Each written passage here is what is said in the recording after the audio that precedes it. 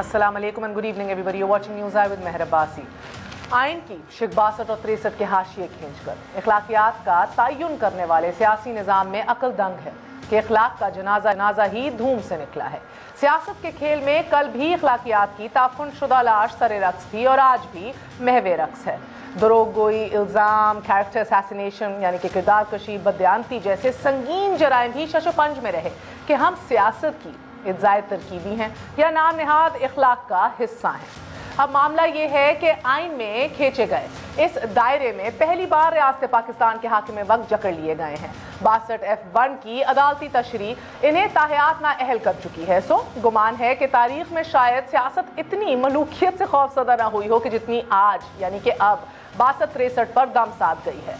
आज आयशा गुल अलई ने अपनी जमात छोड़ने का ऐलान करते हुए पार्टी के कायद पर जिन इल्जामात का जिक्र किया अनडाउटेडली काबिल मुजम्मत है। तहरीक इंसाफ इन इल्जामात की तरदीद कर चुकी है। हम जिस मुआशरे का हिस्सा हैं वहाँ खवातीन का इज्जत एहतराम हसास मौजू है और किसी खातून से बदसलूकी या ज्यादती इतना संगीन इल्जाम के किरदार कशी की और सूरत बाकी नहीं रहती।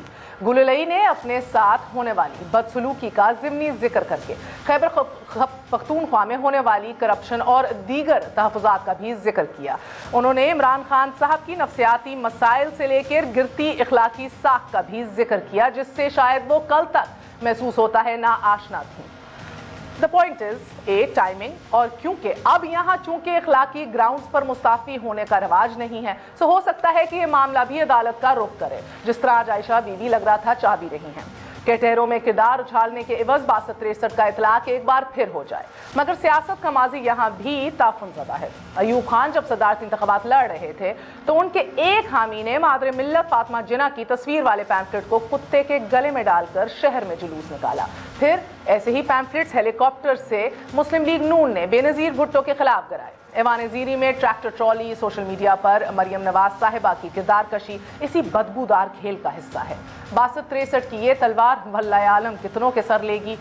दुआ यही है कि सियासी निज़ाम चलता रहना चाहिए। वज़ीर आज़म की नाअहली के बाद 45 रोज़ के लिए 221 वोटों के साथ अबूरी वज़ीर आज़म का इंतखाब अल्हम्दुलिल्लाह हो चुका है। पीपल्स पार्टी तहरीक इंसाफ और जमात इस्लामी ने अपने उम्मीदवार खड़े किए और चलिए मान भी लिया जाए कि इख्तिलाफ राय सियासतन है, मगर आला ज़रफ़ी भी एक बला का नाम है। एक दफ़ा वीडियो मुलाहिज़ा कीजिए। मेरे शो का इख्तिताम, मेरी एक्स्ट्रोपिनिया आप हाथ मिला लें दोनों, ये बड़ा जबरदस्त एक मौका मिला ले। शाह जी कुछ नहीं होता, मिला लें। शाह जी ना मिलाना चाहे तो ना मिलाना चाहे। अच्छा पैगाम है, नहीं देखिए अच्छा पैगाम है। हुकूमत हाथ आगे कर रही है। मेहर हाथ मिलाने को मुझे कोई इतराज नहीं है। नहीं अब रहने दें। मेरी सुने, एक ही बार मेरी सुने, बार बार नहीं किया। मेरी बात सुने। हमारे लोग जेलों में पड़े हैं, ये कोई बात, हमारे लोग जख्मी पड़े हैं, उनको रिहा कीजिए, उनको रिहा कीजिए और फिर एक शुरुआत कीजिए। इस वक्त उनको वज़ीर आज़म मुंतखब होने पर मुबारकबाद दे रहे हैं। बड़ा फैसला, नाज़रीन मुस्लिम लीग नून के शाहिद खान 221 हासिल करके पाकिस्तान के वज़ीर आज़म मुंतखब हो गए हैं। अरकान नौ मुंतखब वज़ीर आज़म को मुबारक लाया शाह महमूद कुरैशी साहब ने, और शायद वो समझ भी आता था कि लोग जख्मी पड़े हैं सड़कों पे, लेकिन नौ मुंतखब वज़ीर आज़म ने शाह महमूद साहब को रोकना चाहा। आज तो शाह साहब रस्मन हाथ मिलाने से भी गए। सियासत की इस नहज पर कि जहां अदालती फैसले, शरीफ खानदान की जानशीनी और 62-63 के गैर ज़रूरी इस्तेमाल पर राय आमा एक बार फिर कंप्लीटली पोलराइज हो चुकी है, वहां 2018 के इंतखाब से पहले 10 माह कैसे गुजरेंगे। नाअहलियों का सिलसिलावार खेल जो है वो शुरू होगा या फिर अबूरी निज़ाम जो है इसको चलने दिया जाएगा। एक छोटा सा वक्फा लेते हैं, वक्फे के बाद फिर हाजिर होते हैं। Stay with us on News आए।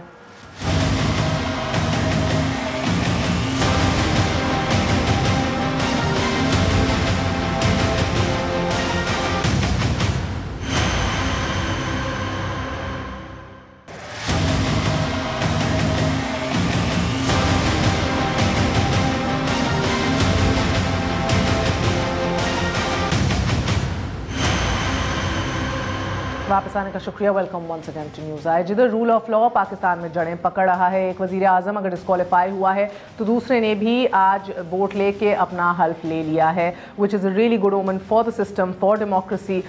लेकिन इसी के साथ साथ आयरॉनिकली अगेन ये बात है कि आज जहाँ नवाज शरीफ साहब डिस्क्वालीफाई हुए, उनका पूरा ख़ानदान रेफरेंसेस की जद में है, एक नया वज़ीर आज़म हल्फ उठा रहा था, मगर मज़े की बात यह है कि आज है सुर्खियों में तहरीक इंसाफ और उसका इंटरनल टर्मोइल और उसकी अंदरूनी चपकलिश थी।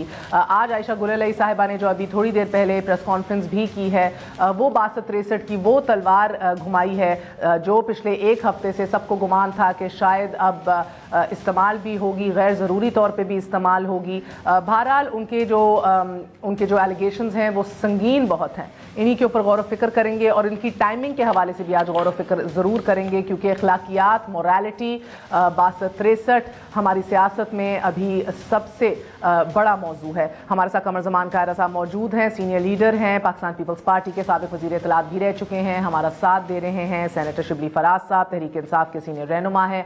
हमारे साथ मौजूद होंगे शेख वकास अकरम साहब, सीनियर लीडर हैं PMLN के। आप सबका बहुत बहुत शुक्रिया। अस्सलाम वालेकुम। मैं कायरा साहब आपसे आगाज़ करूँगी before I go to Shibli Faraz साहब। सर मुझे एक बात बताइएगा कि आपने अभी आयशा गुलेलई साहिबा की प्रेस कॉन्फ्रेंस भी सुनी होगी, वो इमरान खान साहब के नफ्सियाती मसाइल से लेके उनकी गिरती हुई अखलाकी साख का जिक्र कर रही हैं और साथ ये भी बता रही हैं, और मैं पहले गिरती हुई अखलाकी साख पे इसलिए जाऊंगी सर बिकॉज ये 62-63 का मौजू, और आज उनका ये भी कहना कि सुप्रीम कोर्ट भी इसका नोटिस ले, क्योंकि इतनी गिरी हुई अखलाक के साथ इस मुल्क का एक ऐसा लीडर नहीं हो सकता या एक उम्मीदवार वज़ीर आज़म नहीं हो सकता। So as a politician and as somebody जिनकी जमात के अंदर बहुत सी खवातीन हैं, उठना बैठना होता है, पॉलिसी मेकिंग होती है, आप किस तरह देखते हैं इस पूरे इशू को? मैं इससे पहले भी 2-3 प्रोग्राम्स में ये बात कर चुका हूँ। आज इत्तेफाक से इस शो के अंदर आपने हम तीनों दोस्तों को इकट्ठा कर लिया जो खुद एक शो कर रहे हैं जी, और हम उसमें भी ये डिस्कस करके आए हैं ये इशू।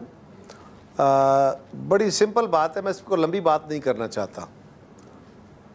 जो बात गुलेलई ने कहा, मेरी जमात का ताल्लुक़ ऐसे तबका फ़िक्र से है जो हमेशा औरतों की इज़्ज़त करती है, औरतों की लीडरशिप में बिलीव करती है, औरतों को अपने बराबर का पहिया तस्लीम करती है, उनके हकूक़ के लिए लेजिस्लेशन करती है।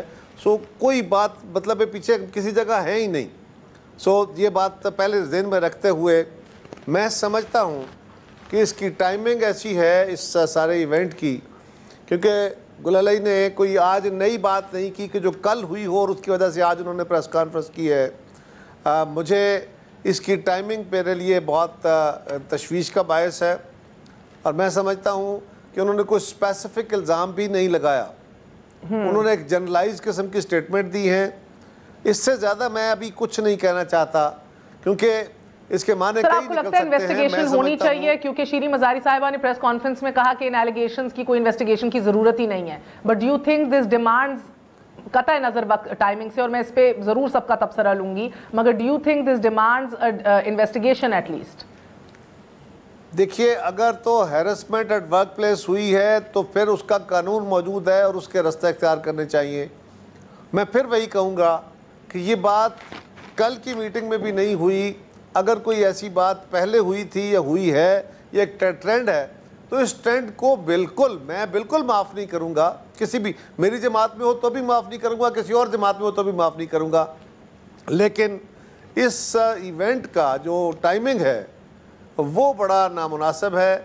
मैं समझता हूँ मेरे लिए इससे ज़्यादा अभी बात करने की ज़रूरत नहीं। अच्छा, शिबली फराज साहब, और क्योंकि आप तीनों दोस्त मौजूद भी होते हैं साथ, मगर ये जहन में रखिएगा ये आपका टॉक शो नहीं है, तो ज़रा खुल के बात कीजिएगा। मगर मुझे शिबली फराज साहब ये बात बताइएगा कि शो में ज्यादा खुल के बातें करते हैं। नहीं सर, वो जरा सा एहतियात करनी होती है ना, उठ के ना चले जाए। आप तो उधर को एंकरिंग भी कर रहे होते हैं साथ, तो फिर वो ड्यूल रोल है। इधर आज आप गेस्ट हैं, आज आप खुल के बात कीजिए। तीनों दोस्त बैठे हैं, गप्पे लगा रहे होते हैं, फ्री एंकर तो, और हम बायस्ड होते हैं। आप लोग तो न्यूट्रल होते हैं ना, हम तो बायस्ड होते हैं, अपनी जमात की बातें करते हैं। अच्छा, तो शिबली साहब ये जो बार बार टाइमिंग का हवाला दे रहे हैं कायरा साहब, बार बार टाइमिंग, क्या इतना ऐसी क्या बात है इस टाइमिंग के हवाले से? देखिए, इसमें कोई शक नहीं है कि टाइमिंग खासकर पॉलिटिक्स में बहुत ही, और जिसे कहते हैं ना कि टाइमिंग पॉलिटिक्स में और ह्यूमर में टाइमिंग बड़ी अहम चीज़ होती है। इस आयशा गुल आले ने जो बातें की हैं, मैं तो चूँकि मेरा ताल्लुक़ भी खैबर पख्तूनख्वा से है और कोहाट कोई ज़्यादा दूर नहीं है वज़ीरिस्तान से, तो मैं तो ये समझता हूँ कि उसने बड़ी गलत बातें की हैं। देखें, ये उसने जो किया है, इसका जो कोलैटरल डैमेज है वो उसने अपनी जो पुख्तून ख़वातीन जो कि बड़ी स्ट्रगल के बाद एक माशरे को एक ओपनिंग मिल रही थी, उन्हें इस किस्म की बातें करके मेरा ख्याल है उस कॉज को बहुत ज़्यादा नुकसान पहुँचा है। यानी कि मज़ीद अच्छे घरानों की लड़कियों को लोग 2 बार 10 बार सोचेंगे सियासत में भेजने से पहले। एग्जैक्टली और जितने भी लोग हैं वो ये देखें, ये इसलिए ये सारा मुझे तो स्क्रिप्टेड लगता था, बिकॉज अगर आप वहाँ पे ऑडियंस में देखें तो वहाँ पे बड़े सीनियर जर्नलिस्ट भी बैठे हुए थे जो सुप्रीम कोर्ट को भी कवर करते हैं एक खास चैनल के, ठीक है। वहाँ पे एक शख्स खड़ा था जो प्रॉम्प्टिंग कर रहा था, तो इससे ये जाहिर ये होता है कि ये सारा it has been staged, this is not something that was actually a fact, but ये सारा लगता है कि मगर एक बात बताइए शिबली फराज साहब, ये आप कौन होते हैं कहने वाले कि सब कुछ स्टेज्ड है और गलत है और गलत इल्जामात हैं? अगर ये मैसेजेस भेजे गए तो क्या रिकॉर्ड्स नहीं निकवाले जा सकते? हमने माजी में भी निकवाले क्योंकि ये संगीन तर इल्जाम है सर। सो इन्वेस्टिगेशन तो बाहर होनी चाहिए। नहीं देखिए, मैं आपको बता रहा हूँ ना कि मैं तो आपको इसके सवाल से since I belong to that area, I am part of that party, so I know the party culture.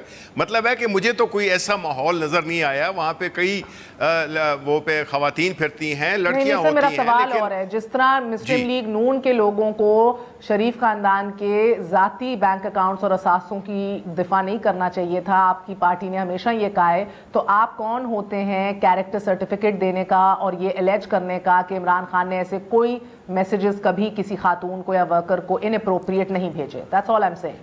देखें नहीं, मेरा तो ये बनता है कि कल शाम 7 बजे तक अगर वहाँ पे सब लोगों की मौजूदगी में वो बैठी थी, जलसे में आई, सब कुछ नॉर्मल था, मेरी खुद जो है तो मैंने उनको देखा, तो उसके दूसरी सुबह आके और अचानक जो है तो कुछ घंटों में ये सारी चीज़ कि वो पूरी वो बन जाती है। देखिए, ये जिस चीज़ का जो प्रूफ करना चाहते हैं या प्रूफ हो सकता है वो बिल्कुल करें, मैं ये नहीं कह रहा हूँ, मैं कह रहा हूँ generally it is in bad taste. आप किसी भी, जब आपके जो भी हों, उन्होंने आया आपको, उनकी इवन जो डिमीनर है उनका, जब कल के उसमें मीटिंग में नज़र आता है कि वो कुछ टेंस है या कुछ वो है, या कोई ये भी सोच सकता है कि वो जा रही हैं। प्रॉम्प्टिंग की क्या ज़रूरत है? और हमने ये भी देखा है, देखें ये आप पाकिस्तान में हैं, आपको पता है कि ये सिचुएशन बहुत गलत तरफ ले जाई जाने की कोशिश कर रही है in the after math of the decision, इसलिए एनीथिंग इज एक्सपेक्टेड। ये अच्छे, मतलब मैं आपको क्या बताऊं, मतलब है कि मैं तो एक नॉर्मल सा आदमी हूं, मेरे घर पे नहीं छापा डलवाया गया, मेरे घर पे पीपल हैवंट ब्रोकन इन। ये क्या बात हुई है? अब उसको कोई आज 10 दिन हो गए हैं, देयर इज नो क्लू, हालांकि I am a sitting senator, ठीक है, लेकिन ये सारी हरासमेंट की और इस किस्म की चीज़ों की, लोगों को इस्तेमाल करना, उनको ब्लैकमेल करना, ये इस किस्म की चीजें मैं अगर आप इजाजत दीजिए तो अभी आयशा बीबी को भी कनेक्ट करेंगे। इसका एक और जवाब है जी कि इन्वेस्टिगेशन अगर करानी मकसूद है तो फिर मीडिया के जरिए प्रेस कॉन्फ्रेंस करने की ज़रूरत नहीं थी। उनके पास वो मैसेजेस रिकॉर्ड होंगे या इवेंट्स उनके पास रिकॉर्ड होंगे, उन्हें चाहिए था कि वो दिखाती मीडिया को और कोर्ट में चली जाती, कि जाके कोर्ट में कहती कि जी ये रिकॉर्ड है, ये सब कुछ है, इसके खिलाफ तो एक बाकायदा केस बनता है ना हैरेसमेंट का। उसने कहा तो कि ये जो 2013 में मैसेज आया था, 2013 पे चली गई हैं, 4 साल तक वो खामोश रहीं। ये मुझे आप बताएं कि ये डज इट मेक सेंस? 4 साल पहले उन्होंने खुद आज अपनी प्रेस कॉन्फ्रेंस में कहा कि मुझे 2013 में आया था, और अब वो कह रही हैं कि जी जो ब्लैकबेरी है वो खुद ही उसको मेरे पास शेख वकास अकरम साहब कनेक्टेड हैं कि नहीं, मुझे ये बताएं, क्योंकि कायरा साहब मेरे लिए ये जाती तौर पे भी बड़ा मुश्किल के पूरी सिचुएशन इसलिए है क्योंकि मैं खुद एक औरत हूँ और मैं खुद एक ऐसी फील्ड में काम करती हूँ जो बहुत एक्सपोजर है। So you understand, मैं outright ये नहीं कह सकती, ना कहना चाहती कि इसको बिल्कुल ही ऐसा होता है, तो हमारे जलसों में जितनी तादाद में खवातीन आती हैं, हाँ। तो इस तरह का माहौल ना होता। अगर हमारे उस और माहौल में इस तरह की चीज होती जिसमें कि हरासमेंट है या लेट अलोन इमरान खान और तरह की भी, उधर कितने देखेंगे इतने संगीन जराइम हैं, जिस तरह मैंने इब्तिदाइये में भी कहा कि ये वाकई हमसे इनको सियासत की जाय तरकीबी करार दें या वाकई जेन्युइनली इखलाकियात के ऊपर इशू क्रिएट करें जो ये इल्जाम लगा रही हैं। मेरे लिए बेहैसियत ये औरत मुश्किल भी है इनको रद्द करना, and at the same time जो आप टाइमिंग के सवाल उठा रहे हैं वो इंपॉर्टेंट है कि कल तक आप जल्द से बना देना चाहिए और उनको चाहिए कि वो डॉक्यूमेंट प्रोवाइड करें इसकी इन्वेस्टिगेशन प्रॉपर हो जानी चाहिए, और इन्वेस्टिगेशन करके अगर इल्ज़ाम दुरुस्त हैं तो ठीक है, अगर इल्ज़ाम गलत हैं तो फिर बहुत खौफनाक बात है, फिर इसके बड़े खौफनाक माने हैं, और ये वेग टर्म में नहीं रहना चाहिए, इसको स्पेसिफिक टर्म में बात उन्हें करनी चाहिए। नहीं, और दूसरी बात ये है महर कि ये जो है जिसमें कि उसने करप्शन के भी इल्ज़ामात लगाए, बड़े फ्रिवलस किस्म की चीज़ बातें की। मतलब है कि मुझे ये नहीं देखे छोड़ना, अगर पार्टी को होता है तो आप ग्रेसफुली करें, स्पेशली इन पठान कल्चर तो ये होता ही नहीं है कि आप आके इस किस्म की बातें करें। दूसरी बात ये है कि उसमें पॉलिटिकल एलिमेंट, वो जो मैलिस नज़र आता है, मेलाफाइडी जो नज़र आता है, वो ये है कि उसमें खैबर पुख्तूनख्वा की गवर्नमेंट पे करप्शन के इल्ज़ामात भी लगाए हैं। ये सारा स्क्रिप्टेड मुझे लगता था। मैं मतलब अच्छा, एक वक्फा ले लूं सर। आज आयशा कुरैशी साहिबा का ये कहना कि माएँ बहनें बेटियां जो हैं इमरान खान साहब के हाथों महफूज नहीं है, बहुत बहुत बहुत बड़ा इल्ज़ाम है। 2013 के अंदर ही क्यों ना इमरान खान साहब ने उनको इनअप्रोप्रिएट मैसेजेस भेजे हों, उनको सेव करने चाहिए थे। इन 4 सालों में एक पख्तून औरत होते हुए जिसका वो कह रही हैं कि मेरा ख़ानदान अल्हम्दुलिल्लाह बेहतरीन है, मेरे वैल्यू सिस्टम और प्रिंसिपल्स बेहतरीन है, 4 साल वो इन नाजेबा इनअप्रोप्रिएट मैसेजेस के ऊपर खामोश क्यों रहीं? उनको आज ही जब 62-63 की तलवार जो है घूमना शुरू हुई है तो उनको आज ही क्यों याद आया कि अखलाकियात के इस बेहतरीन दौर में जब सबको जांचा और तोला जा रहा है तो इमरान खान साहब भी पूरा नहीं उतर रहे? ये क्वेश्चंस हैं जो अपनी जगह मौजूद रहेंगे। नफ्सियाती इशूज़ इमरान खान साहब के लेके, गिरती अखलाकी साख तक लेके, ये टाइमिंग इसलिए भी ज़रूरी है बिकॉज आयशा कुरैशी साहिबा पीपल्स पार्टी का तो हिस्सा रही हैं मगर PMLN का हिस्सा नहीं रही। आज जब वो कैरेक्टर सर्टिफिकेट इतने वसूख से मियाँ साहब को दे रही हैं कि वो बेहतरीन ख़ानदानी आदमी हैं और यकीनन होंगे, अल्हम्दुलिल्लाह उनकी जमात से तो कभी ऐसी बातें नहीं निकली, अल्लाह ना करे किसी के खिलाफ निकलें, मगर वो इतने वसूख से ये कैसे बात कर सकती हैं कि फ़लाँ आदमी बेहतरीन है, ख़ानदानी है, वो बहुत रिस्पेक्ट करता है। बहुत सी चीज़ें जो हम भी इधर बैठे हुए टेलीविज़न पे नहीं कह सकते, ना कहनी चाहिए विदाउट प्रूफ्स। एक छोटा सा वक्फा लेंगे, वक्फे के बाद इस इशू के ऊपर भी बात करेंगे और ये भी बात करेंगे कि अब ये सिस्टम जो चलना है 45 दिनों के वज़ीर आज़म का, सबसे बड़े चैलेंजेस इनके सामने क्या होंगे। After very short break.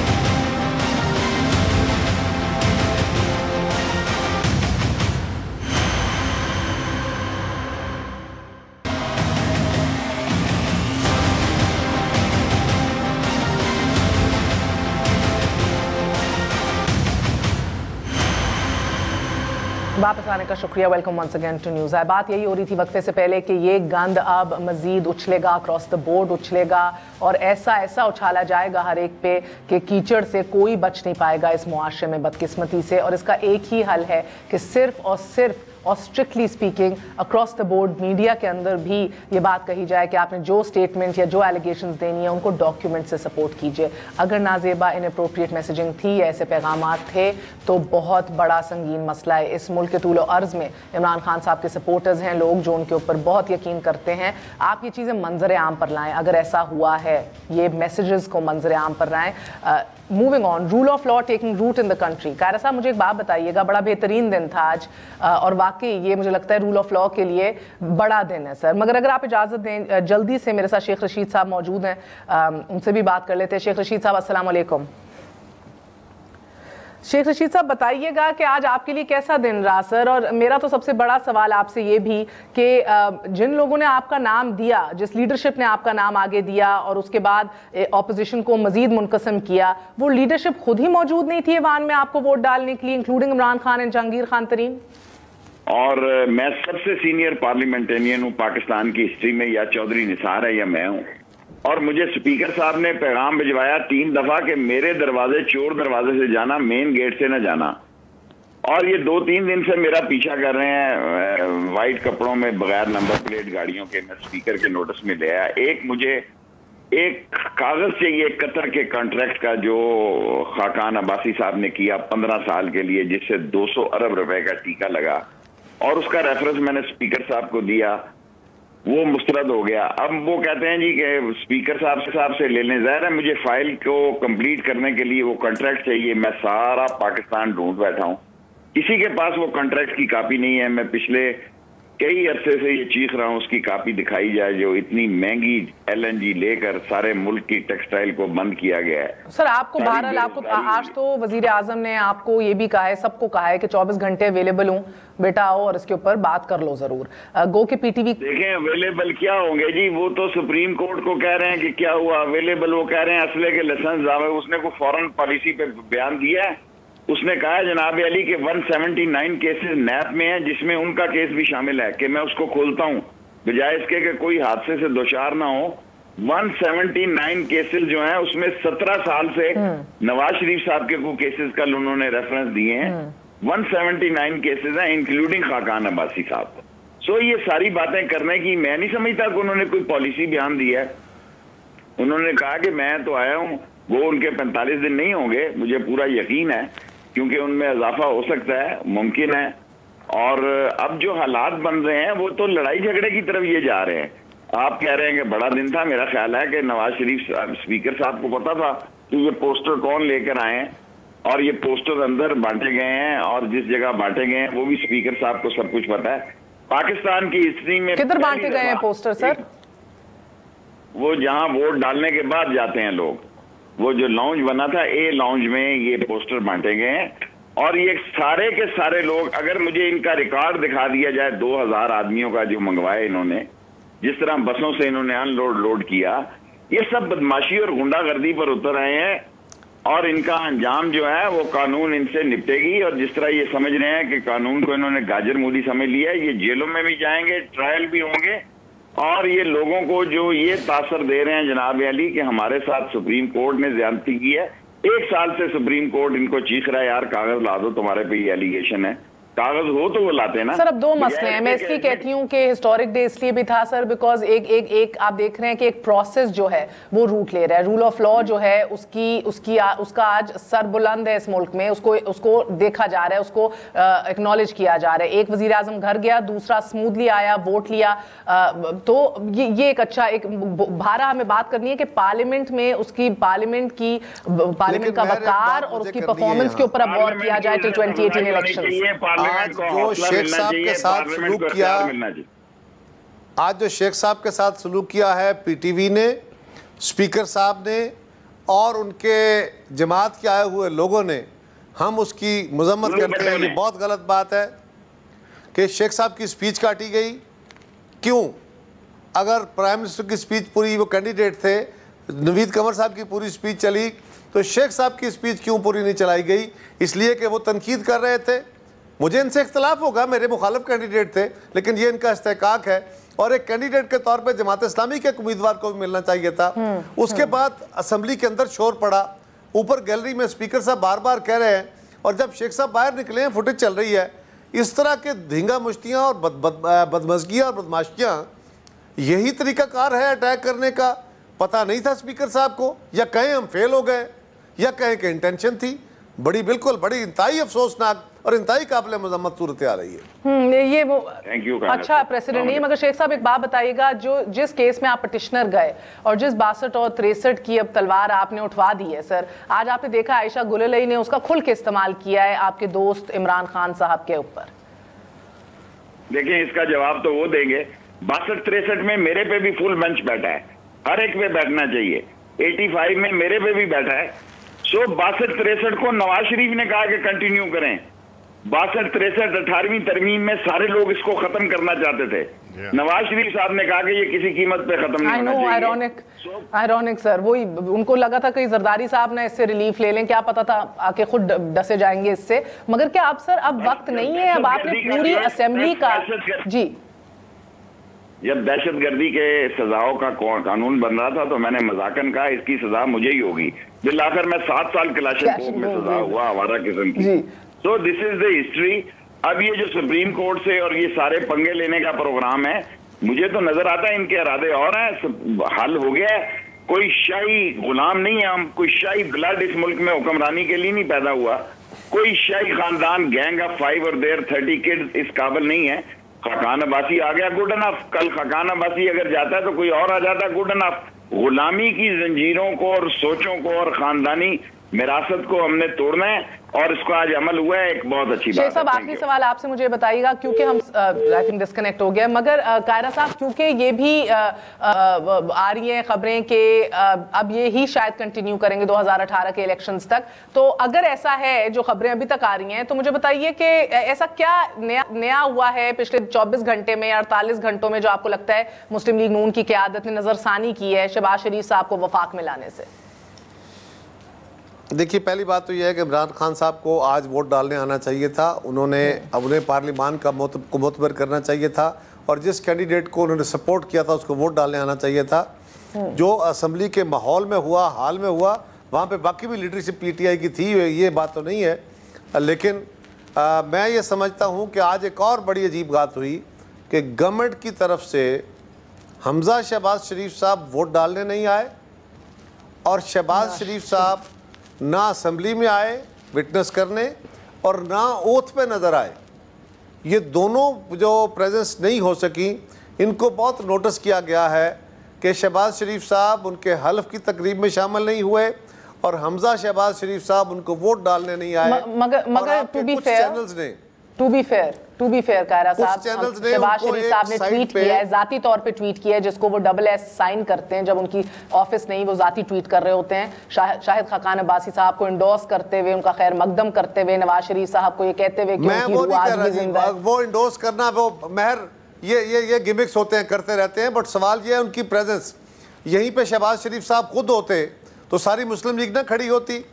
यहीं पे अगर कोई स्टालवर्ड चौधरी निसार साहब होते तो शहबाज शरीफ साहब कहाँ होते, नवाज शरीफ साहब होते तो कायरा साहब, आपको नहीं लगता कि बेहतरीन कैंडिडेट लाए 221 वोट के साथ शाहिद खाकान अब्बासी कि उनकी हलफ की तकरीब को, महर हलफ की तकरीब को बहुत सारे वो जो गवर्नमेंट के बड़े करीबी चैनल हैं, वो मीडिया हाउसेज जो बहुत करीबी हैं, उन्होंने छोटी छोटी विंडोज में रखा हुआ था और वो अपने मेन प्रोग्राम कर रहे थे।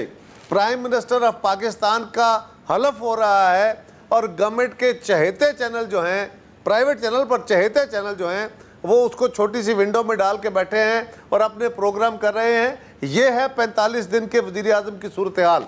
सर, ये मीडिया का कसूर है, माजरत के साथ शिबली फराज साहब, ये मीडिया का कसूर है या उस सबसर्विएंट माइंडसेट का कसूर है कि जो पूरी हर आप सब की जमात जो है वो दिखाती है अपनी लीडरों के हवाले से? आज भी पहली बात जो की खाकान अब्बासी साहब ने, उन्हें वकालत की नवाज शरीफ साहब की उनके ना करप्ट होने के हवाले से। देखें, वो तो सारा पाकिस्तान जानता है और ये जो तासुर दिया जा रहा है, देखें बात ये थी कि पाकिस्तान तहरीक इंसाफ ने अपने अपोजिशन में होने का एक जमहूरी हक अदा किया कि जब वो करप्शन के पीछे गई। हमारा किसी के साथ कोई ज़ाती मसला नहीं है, लेकिन अब ये जो हथकंडे इस्तेमाल किए जा रहे हैं, जिस तरह से ये बातें, जिसमें कि आज ये आयशा की भी, जिसमें कि उसने शो किया कि नवाज शरीफ साहब तो बड़े पारसा और बड़े ख़ानदानी आदमी होंगे, ज़रूर होंगे, लेकिन आपको इसको कंफर्म करने के लिए टिम बेकर की किताब, सहाफ़ी जो थी खातून, उसने पूरा वो किताब पढ़ लीजिए तो वो होगा। लेकिन बात यह है कि हम इन चीज़ों को इस किस्म के लेवल पे नहीं आना चाहते कि जिसमें जो है तो जातियात पे आ जाए। जी, कौन सी किताब? नहीं, उन्होंने लिखी जो है, लेटली लिखी, आई मीन काफ़ी अरसा हो गया उसको लिखी है, नाम का जो है तो फर्क नहीं पड़ता। आप टिम बेकर उसमें कंप्यूटर में डालें, वो अच्छा किम बेकर, जी बिल्कुल। सो वो you don't need to embarrass me that I don't know the name. नहीं, I am not embarrassing you. मैं I mean and I won't get embarrassed, मैं आपको एम्बैरेस नहीं कर रही sir. Remembering, not remembering a name of the book, it's important to know. साहब, आप मुझे एम्बैरेस कर रहे हैं, अब मैं आपको क्यों एम्बैरेस करूंगी? किम बेकर सहाफी हैं, उन्होंने एक किताब यकीनन लिखी थी मियां साहब के हवाले से। जो है तो टिम गई है, मैंने किम कहा है। जी किम, जी आई मिसअंडरस्टूड यू सर। उन्होंने वाकई मियां साहब के ऊपर लिखी कि एज अ कॉरेस्पॉन्डेंट जब उन्होंने इंटरव्यू किया तो वो कहती है मुझे बड़े तोहफे दिए गए नवाज शरीफ साहब की तरफ से, पूरा उन्होंने लिखा है। बहरहाल उसके ऊपर इधर कभी कमेंट्री नहीं हुई। अच्छा, दूसरी बात ये है कि आप ये कह रही थी या कायरा साहब भी कह रहे थे, या शायद मैं समझा नहीं, क्योंकि दूर बैठने का ये डिसएडवांटेज होता है कि अपना जो, इसमें कोई शक नहीं है कि of the lot Khaqan Abbasi is a decent guy, but उन पे सीरियस एक्यूजेशंस हैं, LNG के कॉन्ट्रैक्ट्स की सीरियस एलिगेशंस हैं। प्रॉब्लम ये है कि ये एक बिल्कुल एक सर्कल है जो इनर सर्कल है। सर, मैं तो कायरा साहब से यही पूछने वाली थी, क्या राजा परवेज अशरफ पे संगीन तरीन इल्जामात नहीं थे? उनका तो निकनेम राजा रेंटल रखा हुआ था जब वो हल्फ ले रहे थे। तो आप मुझे बताइए कि ये इल्जामात, और खैर उधर तो वो केस आगे तलक गया, मगर आई थिंक कंपैरेटिवली तो ये बड़े दयानतदार हैं, इनका ट्रैक रिकॉर्ड बेहतरीन है अब्बासी साहब का। देखिए, मैं राजा साहब के ऊपर इल्जामात अपनी जगह थे और वो उस वक्त रेफरेंस उनके खिलाफ फाइल नहीं था, सिर्फ इल्जामात थे। इफ्तिखार चौधरी साहब ने उसका सुओ मोटो भी लिया हुआ था, बट सिर्फ इल्जामात थे और कुछ नहीं निकला था उसमें से। लेकिन जो अहम बात मैं जो करना चाह रहा हूँ वो ये है कि इस इशू में बाकायदा खाकान अब्बासी साहब हमारे साथी दोस्त रहे हैं, हम उनके लिए नेक ख्वाहिशात के अल्लाह करे वो मुल्क को बेहतर चला सके। लेकिन जो कौम उनसे पूछना चाहती है कि भाई LNG के वो जो कॉन्ट्रैक्ट आपने किए वो on the floor of the house लोग पूछ रहे हैं, जो असम्बलियों की कमेटियां हैं वो पूछ रही हैं, वो कौन से कौमी सीक्रेट्स हैं जो आप सीने से लगा के बैठे हैं, कौम को बताने को तैयार नहीं हैं। इसी तरह जो एक वजीर LNG का नहीं बताना चाहता, दूसरा वजीर साहब जो है प्रोफेसर साहब वो आपको सीपैक के रिकॉर्ड नहीं देना चाहता। तो ये कौन से नेशनल सीक्रेट आप सीने से लगा के बैठ गए और किस कानून के तहत लगा के बैठ गए हो? और ये हुकूमत की वो है इंफॉर्मेशन है कि आपके इरादे दुरुस्त नहीं है। और शेख रशीद साहब ने जो बातें की वो लोग उनको चैलेंज करेंगे, बिल्कुल करेंगे। आप अगर शेख रशीद का लाइव कट कर ख़त्म कर देंगे तो इसका मतलब ये तो नहीं है कि शेख रशीद की ज़बान बंद हो जाएगी। शेख रशीद को प्राइवेट चैनल दिखाएंगे, बाकी जमातें जाएंगी। मैं सिर्फ से कह रहा हूँ कि शहबाज शरीफ साहब पे भी इल्ज़ामात है, अभी इल्ज़ामात हैं, लेकिन मैंने आपसे एक सवाल पूछा था, बड़ा इंपॉर्टेंट सवाल की नजरसानी अगर की है तो क्यों की होगी शहबाज शरीफ साहब के ऑप्शन पे। मगर अगर आप मुझे इजाजत दें, मैं मियां मनान साहब को भी खुशामदीद कह दूं, we can't seem to connect to Sheikh Waqas साहब। मियां मनान साहब अस्सलाम वालेकुम। वालेकुम सर, दो सवाल हैं। हमारे पैसे से PTV चलता है, टैक्स पेयर के पैसे से, अवाम के पैसे से। हुकूमतें कौन होती हैं ये फैसला करने वाली कि अवाम को क्या दिखाया जाएगा और क्या नहीं दिखाया जाएगा? आज एक बार फिर जिस तरह 4 साल से आप करते आए हैं, आप लोगों ने अपनी तकरीरें दिखाई हैं और ऑपोजिशन की नहीं दिखाई। नहीं, मेरा ख्याल है नवीद कमर साहब की दिखाई है। अच्छा, तो अब आप ये डिसाइड करेंगे थोड़ी सी नवीद कमर की दिखा दे मगर शेख रशीद को काट दें? नहीं, वो सर खिलाफ में तो नहीं आए असेंबली में ना, वोट लेकर आए हैं। पहले मेरी बात सुने, छोड़े उसके वोट को। वो जब तक महज़ब ज़बान नहीं इस्तेमाल करेगा हम इस कौम को गैर महज़ब ज़बान नहीं सुनाएंगे। आबिद शेर अली साहब की ज़बान के ऊपर आपका क्या तबसरा है? आबिद शेर अली को उसकी तकरीर नहीं दिखाई हमने कभी भी आबिद शेर अली की तकरीर नहीं दिखाई। कोई गैर महज़ब बात नहीं कर रहे थे, एतराज कर रहे थे हुकूमत पे। और ट्रैक्टर ट्रॉली किसने कहा था असेंबली में सर? आपको इतराज लगता है? हम अंदर हाउस में बैठ के सुन रहे थे, हमें पता था वो क्या सर। मैं भी वो लाइव सुन रहा था मियां साहब, मैं भी, सारी कौम लाइव सुन रही थी। वो उस स्पीच में सिर्फ इतराज थे, कोई गलत बात नहीं थी। नहीं, उसने कोई सही बात भी तो उसने जिंदगी में कभी नहीं की। देखिए, ये नामुनासिब बात है महर, ये नामुनासिब नहीं है। मेरा भाई मेरी बात सुन ले, मेरे नामुनासिब नहीं है। हम रोज जब ये सुनते हैं ना सारा दिन, अभी तक तो हमने नामुनासिब बात की कोई नहीं। और जितने आपके लीडर बैठ के कौम के साथ टेलीविजनों पे तमाशे करते रहे, उससे नामुनासिब और क्या हो रहा है? और जवाब भी ना दे।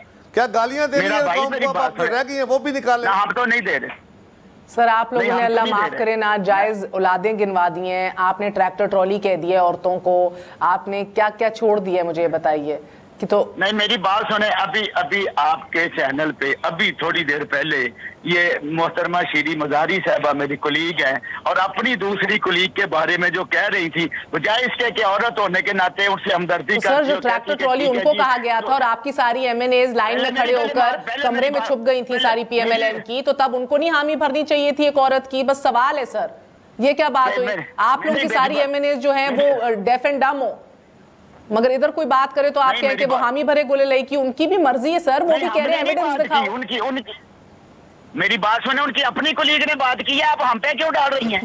आपकी दलील पे डाल रही हूँ मैं देखना, वो तो उनकी कोलीग है ना, एक इलेक्टेड MNA है और वो 4 साल से उसकी मेंबर रही है। आज जका जाके वो रांदा दरगाह हो गई जब उन्होंने कोई थोड़ी सी सच्चाई बोलने की कोशिश की। सबको मिलकर ये सोचना चाहिए, चेक करना चाहिए कि वो सच बोल रही हैं या झूठ बोल रही हैं।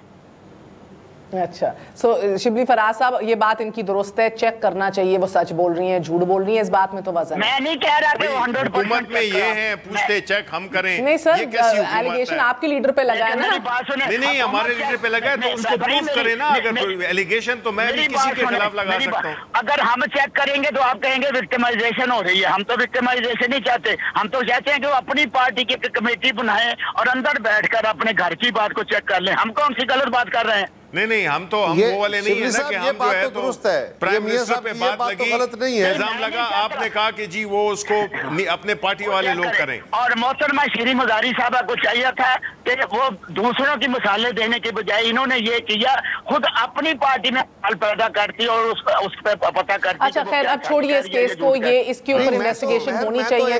मेरा तो जी कायरा साहब बताएं कि आयशा की बातों के ऊपर बिल्कुल इन्वेस्टिगेशन होनी चाहिए। एब्सोल्युटली उनको 100% एविडेंस देना चाहिए, बल्कि उनको कहें कि एविडेंस दो। बिल्कुल 100% दुरुस्त बात कर रहे हैं कायरा साहब। मगर मूविंग ऑन सर, मुझे एक बात बताइए मनान साहब, ये बड़ा जरूरी सवाल है क्योंकि आज बहुत जज्बाती और बेहतरीन तकरीर की खाकान अब्बासी साहब ने कि मैं 45 दिन में 45 महीनों का काम कर जाऊंगा, और फिर उन्होंने कहा कि जो नॉन टैक्स पेयर्स हैं उनको भी पकड़ा जाएगा। उन्होंने कहा कि ये वेपन्स के जो लाइसेंस है सिविलियंस के पास, आर्म्ड वेपन्स के, वो भी लिए जाएंगे। ये बहुत बड़े बड़े गोल्स का उन्होंने इजहार किया। ये जो जी मेहर अब्बासी साहबा, आज अब्बासियों का दिन था, साथ उन्होंने ये भी कहा है मेहर के मैं सबसे पहले घर से शुरू करूंगा, अपनी पार्टी से। सर कायरा साहब क्या चाह रहे हैं कि अब नेशनल टेलीविजन पे बैठ के ससुराल की पहले हमायत कर दें पाकिस्तानियों को? फिर ये नहीं, अब्बासियों का दिन था भाई। आज एक अब्बासी ने हलफ उठाया है, एक अब्बासी आज प्रोग्राम कर रहा था, एक मेहर अब्बासी प्रोग्राम कर रही है, एक अब्बासी उधर इमरान खान के खिलाफ सुप्रीम कोर्ट में गया हुआ था। आज तक डे ऑफ अब्बासीज था। लेकिन बात यह है 800 साल के बाद अब्बासियों की हुकूमत आई है, 800 साल के बाद अब्बासियों की हुकूमत आई है। खुदा खैर करे। लेकिन मुझे आज लग रहा था, मुझे जो अहम बात लग रही थी, सर आपको पता है ना अब्बासी पे मुखालिफिन की फेंटी कैसे लगाते हैं, तारीख क्या बताती है? 45 दिन की नहीं थी, जो गुफ्तगू थी वो 45 दिन की नहीं थी, वो 8 महीनों की थी। अच्छा, वही मैं कह रही हूँ सर कि ये बातें अचीव कर पाएंगे, ये एहदाफ या ये जज्बाती तकरीर थी सर? मेहर मेरी बात सुने, ये खैरा साहब को भी पता है, मुझे भी पता है कि ये 45 साल का नहीं 8 महीनों का काम है। 8 महीनों का ही काम है। तो सर आप मुझे कि ये शायद का काम की स्पीच 45 दिन वाले वज़ीर आज़म की नहीं है। मैं यही तो कह रही हूँ। मुझे नहीं लगता, आपने बिल्कुल सही असेस किया है, मुझे नहीं लगता। खबर दे रहे हैं अब्दुल मनान जी, मनान साहब खबर दे रहे हैं, कह रहे हैं कि आपने असेस भी सही किया है, ये 45 दिन के लिए नहीं है, ये रहेंगे 2018 तक। नहीं, मैं ये कह रहा हूँ कि मुझे नहीं लगता कि ये 45 दिन का एजेंडा है। मैं लाइव कह रहा हूँ कि ये जो उन्होंने एजेंडा दिया ये आप ख्वाहिशमंद होंगे कि शाहिद खाकान अब्बासी साहब 2018 तक आराम से पूरा काम अपना टेन्योर पूरी करें एज प्राइम मिनिस्टर, या आप चाहेंगे कि आप भी एक जैसे चौधरी शुजात को हलाला वजीर आजम कहते थे, या आप लोगों की टर्म है ना स्टेपनी वकील के, स्टेपनी एक वजीर आजम ही हो? मैं जरूर ये चाहूंगा कि जो भी आए वो तसलसल के साथ और जो बकाया वक्त रह गया है उसमें कुछ डिलीवर करे। वैसे बड़ी बात है ये, शिबली फराज साहब PMLN के एक बंदे ने, अभी तक एक बंदे ने ये बात की है, दूसरा कोई जुर्रत नहीं रखना है कहने की। हर कोई कहता है, इंक्लूडिंग बड़े लोगों को बात की, of the record, on the record भी इतना सहमा हुआ माहौल है, कहते हैं जी बेस्ट फुट फॉरवर्ड रखेंगे और बेस्ट मैन जॉब के लिए सिर्फ वो है जिसका सरनेम शरीफ हो। नहीं, कुछ नहीं, कोई ऐसी नहीं है। पार्टी ने मुशावरत से किया है, हमने हफ्ते को मुशावरती इजलास किया है और उसमें मुशावरत से शाहिद साहब का नाम हमने प्रपोज किया है। और उसके बाद देखें जो अगला स्टेप है ना, वो एक कंटिन्यूएशन की बात कर रहे हैं, तसलसल की बात कर रहे हैं, पॉलिसीज के तसलसल की बात कर रहे हैं। अच्छी बात है, इसको इस तरह ना पकड़े। देखो इस तरह ना करें। मैं बिल्कुल सीधी और असूल की बात कर रहा हूँ कि बात ये है कि 45 दिन बाद इलेक्शन होगा, फिर नई सीट चेंज होगी, तो उसके बाद टाइम रह जाएगा सारा 4-5 महीने। आप मेरी बात समझ रही ना? नहीं तो ये जो अब्बासी साहब ने कहा, जो बातें की हैं मेहर, ये जो जिसमें उन्होंने असले की बात, टैक्स की बात और बिजली की लोड शेडिंग की बात की, तो हम मतलब इसको सीरियसली ना लें। ये एक और धोखा है जो दिया जा रहा है। मतलब है मेरा तो सवाल था, तगड़े से तगड़ा वजीर आजम ये काम नहीं कर सका। अब्बासी साहब अगर कर लेंगे, आजम रखते हैं क्योंकि वो खुद भी टैक्स पेयर हैं, बेहतरीन काम है। मियां साहब की बात के साथ मिला के देखें ना, मियां साहब भी यही कह रहे हैं कि ये एजेंडा कंटिन्यू करने के लिए रेस्ट ऑफ द टाइम जो है वो कंटिन्यू होना चाहिए। वो एक अलग बात है, वो अलग बात है। लेकिन ऐसी बात करना कि लोड शेडिंग खत्म हो जाएगी, देखें जी ये बहुत सीरियस इश्यूज हैं। आपका जो सर्कुलर डेट है 800 अरब रुपए पे पहुंच गया है, बिकॉज आपने लोड शेडिंग को आर्टिफिशियली कम करने की कोशिश की है। नए वजीर आज़म ने सबसे बड़ी बात शिबली फराज साहब आज की कि ऐवान का सबसे बड़ा काम यह है कि ऐवान अपनी इज्जत और तकद्दुस को बहाल करे। मेरा ये सवाल है कि बेहतरीन बात की है नए वजीर आज़म ने, कैसे होगा? आज नए वजीर आज़म ने अदालत के ऊपर बड़ा खुल के बरसे हैं, इशारों कनायों में भी और अदालत के ऊपर खुल के भी बातें की हैं जो बहुत अफसोसनाक भी हैं, जो उनको नहीं करनी चाहिए थी। ये बल्कि हम आपको सुनाना भी चाहेंगे। मियां मनान साहब, ये जो इशारा कायरा साहब कर रहे हैं, एक दफा मुलाहिजा कीजिए। देखिए मेरी बात सुने, हमने अदालत का फैसला तस्लीम किया। सुप्रीम कोर्ट का फैसला आया जिसकी कोई नजीर नहीं थी, हमने उसको मन अनकबूल किया, हमने उसको इम्प्लीमेंट किया, तो पाकिस्तान के अवाम ने कबूल नहीं किया। No cross talk, no cross Pakistan के टॉक। अवाम ने उस फैसले को रद्द किया।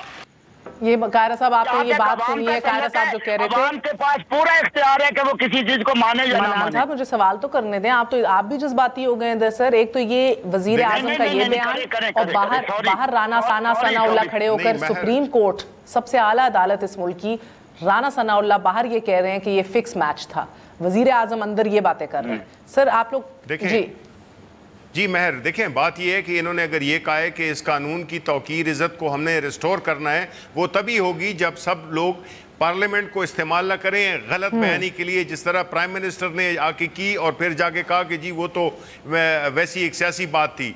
दूसरी बात ये थी कि जब आप पार्लियामेंट जब खाकान अब्बासी साहब से जब मांगती है उस LNG कॉन्ट्रैक्ट का कॉन्ट्रैक्ट मांगती है पार्लियामेंट पेश करने का, उन्होंने पूरा 1 साल हम पीछे लगे रहे, सेनेट में, नेशनल असेंबली में। सर ऐवान की इज्जत और तकद्दुस आपने भी बहाल करनी है और करवानी है एज ऑपोजिशन ना सर। आपका लीडर आता तो है नहीं असेंबली, आप लोगों ने ये 4 साल बाहर गुजार दिए, हमेशा शोर आप अंदर आके प्रेशर बिल्ड करें पीपल्स पार्टी के साथ कि ये वजीर आजम भी आए और ये काबीना भी इनकी नई वाली आए।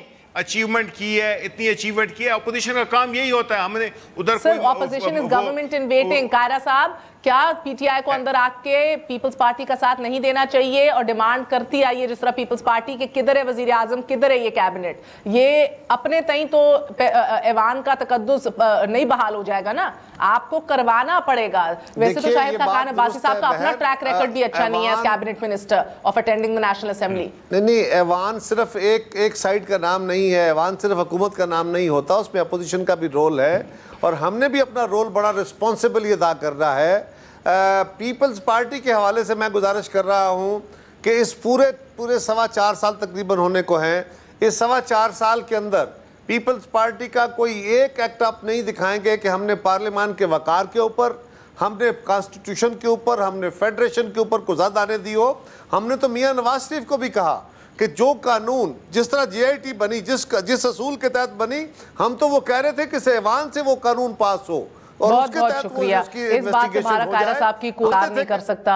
100 इल्जामात लगा लीजिए पीपल्स पार्टी पे, 100 गिले शिकवे कर लीजिए। जो यूसुफ रजा गिलानी साहब ने अटेंडेंस के जरिए और उनकी काबीना ने अटेंडेंस के जरिए पिछले दौरे हुकूमत में पार्लियामान की इज्जत और तकद्दुस को बहाल रखा, उसमें बल्कि इजाफा किया, वो अभी तक अनपैरेलल्ड है। नए वजीर आजम अब्बासी साहब का ट्रैक रिकॉर्ड असेंबली अटेंडेंस के लिए अभी तक तो इतना अच्छा नहीं रहा बहैसियत वजीर। अब हमारी उम्मीद ये ज़रूर है कि अगर वो ये रखते हैं, अपनी ख्वाहिश रखते हैं कि पार्लियामेंट का वकार एक दफ़ा फिर बहाल हो, तो फिर वो इंशाअल्लाह ताला मौजूद होंगे, बार बार पेश होंगे, सवालों का जवाब देंगे। गुड नाइट, अल्लाह हाफ़िज़।